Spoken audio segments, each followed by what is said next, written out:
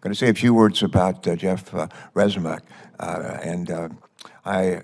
I might be mistaken on this, Mr. Chairman, but I think it's been like a decade.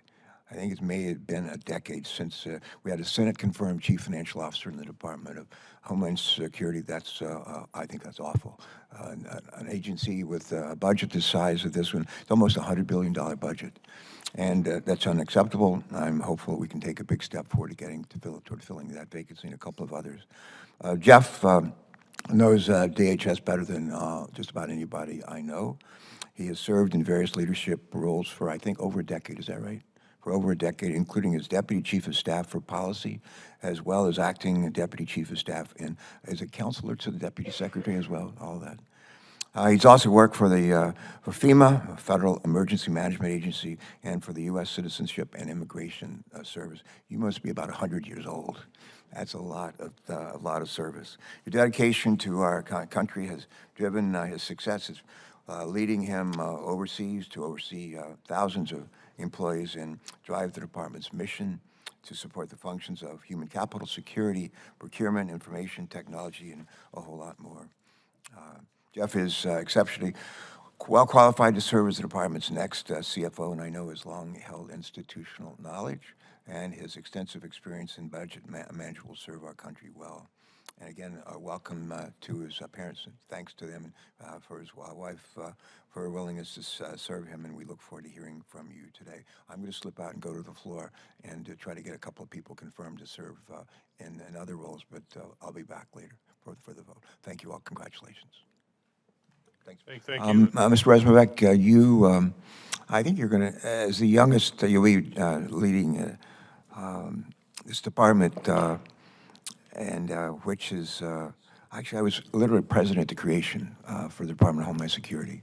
And we have seen the transformation of 22 agencies into a single department to serve our country. And it's been not always easy to watch. There's just struggles, some good times, some bad, some really tough challenges that we face around the world. We see them even today. But while the department has made major strides and major progress toward improving management functions, we need to strengthen the financial management functions of the department, and that remains on GAO's high-risk list, General Accountability Office.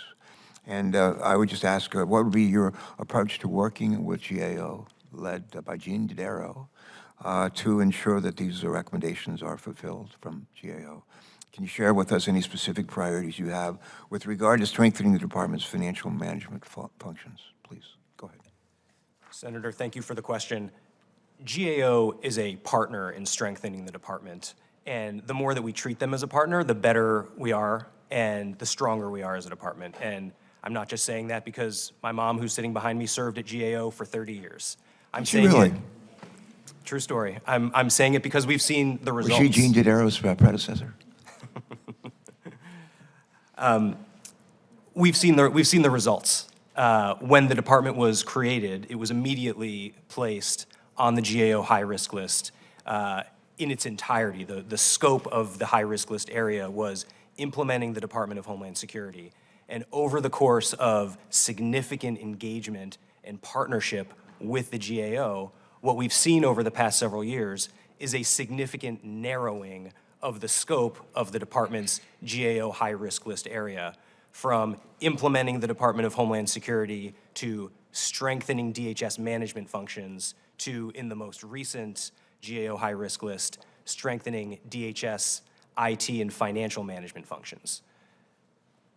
We've got to get off the GAO high-risk list. If confirmed as the department's CFO, among my greatest priorities will be moving forward with financial systems modernization. Right now, we have approximately 40% of the department's spending occurring on modern integrated financial systems, and of course, we have to get to 100%. If confirmed, my priority would be to ensure that that work stays on time, on budget, and I will look for every opportunity to accelerate that work. You'd be pleased to know you don't have eyes in the back of your head, but if you talk about your mom's experience at General Accountability Office, I can see what she's thinking. That's my son. That's pretty encouraging.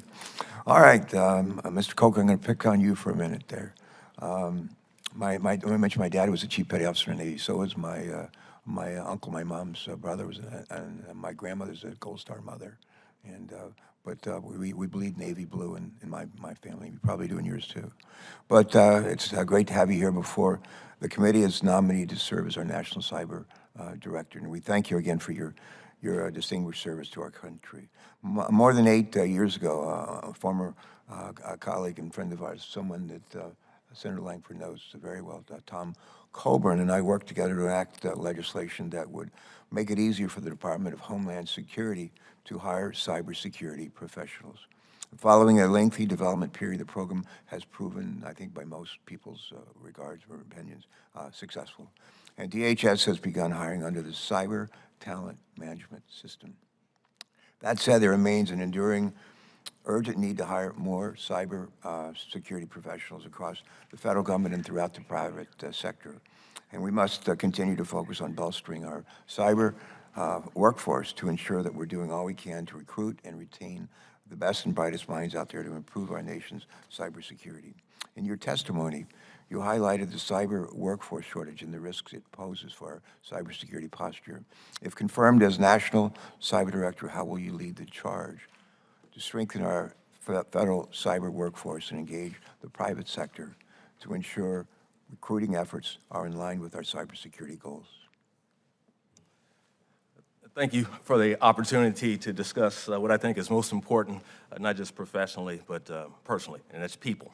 And the workforce education and strategy is all about getting the right people with the proper development to address the hard problems that our nation faces, in this case, in cybersecurity. If confirmed, I would frankly, sir, continue the good work that ONCD has done with its partners.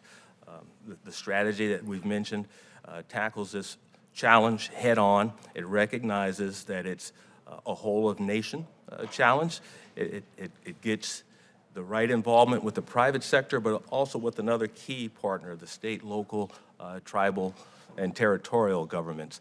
And so if confirmed, sir, what I would do is drive to those levels to ensure that they know a few things. And one, it's based on mentoring that I do in Baltimore City with middle school kids.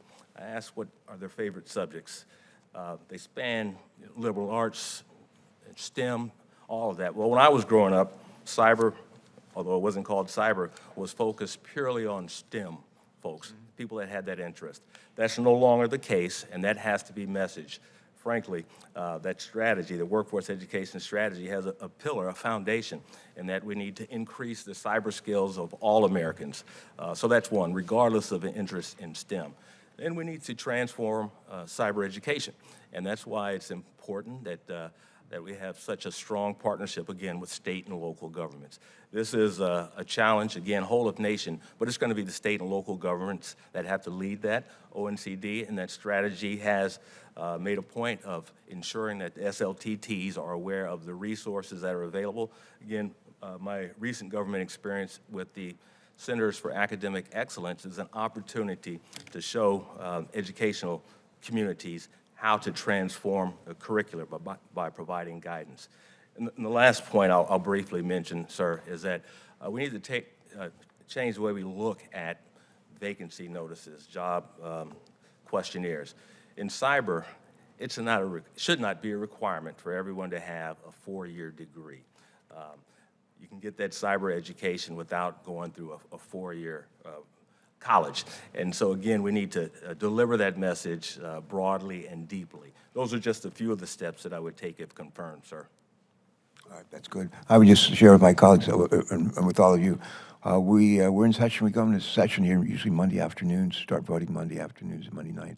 We're in session, it's Tuesdays, Wednesdays, Thursdays, and we finish up Thursday afternoon. And a lot of us go home, back to our states and to our families.